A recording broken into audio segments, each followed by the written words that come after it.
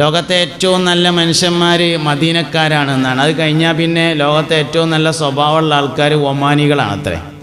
മദീനക്കാരെ കഴിഞ്ഞാൽ പിന്നെ ലോകത്തെ ഏറ്റവും നല്ല സ്വഭാവമുള്ള ആൾക്കാർ ഒമാനികളാണ് എന്നാണ് പറഞ്ഞത്. ഒമാൻകാർ. ഒമാനിലൂടെ അങ്ങനെ നടന്നു പോകുമ്പോൾ ഒരാൾ റോഡ് മുറിച്ചടക്കാൻ വേണ്ടി നിൽക്കുകയാണെങ്കിൽ വണ്ടി കൊണ്ട് വരുന്ന ആൾ എത്ര സ്പീഡിലാണെങ്കിലും വണ്ടി ചവിട്ടി നിർത്തിയിട്ട് കൈകൊണ്ട് ഇങ്ങനെ കാട്ടും, പൊയ്ക്കോളി അറിയും. അങ്ങനെ നമ്മൾ അക്കരമക്ക് പോയതിൻ്റെ ശേഷം വണ്ടി എടുത്ത് പോവുള്ളൂ.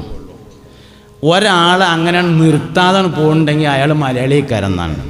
ഒമാനി അങ്ങനെ ചെയ്യൂല എന്നാണ്. അപ്പോൾ അതാണ് നമ്മളൊരു സ്വഭാവം. ഒരു നിയമം ഉണ്ടെങ്കിൽ അതിനെ എങ്ങനെ ലംഘിക്കാം എന്നതാണ് നമ്മുടെ നോട്ടം.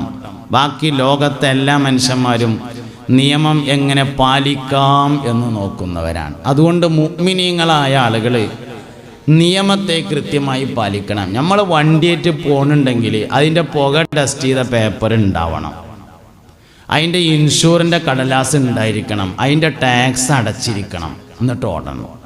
ഓട്ടുന്ന ആൾക്ക് ലൈസൻസ് ഉണ്ടായിരിക്കണം. നിയമത്തെ നമ്മൾ പാലിക്കുകയാണ് വേണ്ടത്. നിയമം ലംഘിച്ചിട്ട് അത് പേറിയ ഒരു 100 റുപ്യ കൊടുത്താൽ പോരെ എന്ന് പറയലല്ല. ആ 100 റുപ്യ കൊടുക്കരുത്, അതാണ് അഭിമാനം.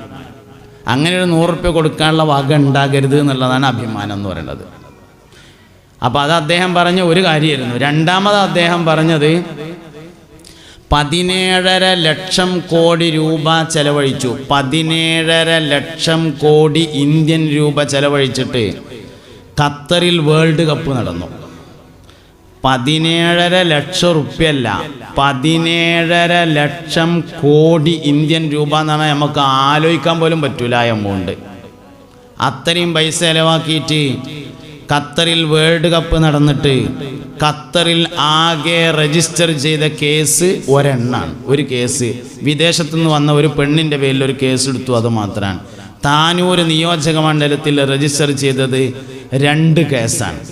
ഖത്തറിൽ കേസ് രജിസ്റ്റർ ചെയ്ത് അറസ്റ്റ് ചെയ്ത സ്ത്രീയെ അപ്പം തന്നെ ജാമ്യത്ത് വിട്ടു. താനൂരിൽ രജിസ്റ്റർ ചെയ്ത 2 കേസിൽ അകപ്പെട്ട 2 ആളുകൾ റിമാൻഡിലാണ്, അതായത് ജയിലിലാണ്. വിടാൻ പറ്റിയ കേസല്ല എന്നർത്ഥം. മറ്റേത് വിടാൻ പറ്റിയ കേസായിരുന്നു. ഇതാണ് നമ്മളൊരവസ്ഥ എന്ന് പറഞ്ഞത് എന്ന് അദ്ദേഹം പറഞ്ഞു. പക്ഷെ നമ്മളിതിൻ്റെ കണക്കുകൾ ഇങ്ങനെ അവതരിപ്പിച്ചിട്ട് കാര്യമില്ലല്ലോ. പരിഹാരം എന്താണ് എന്നതിനെ കുറിച്ചാണ് ആലോചിക്കേണ്ടത്.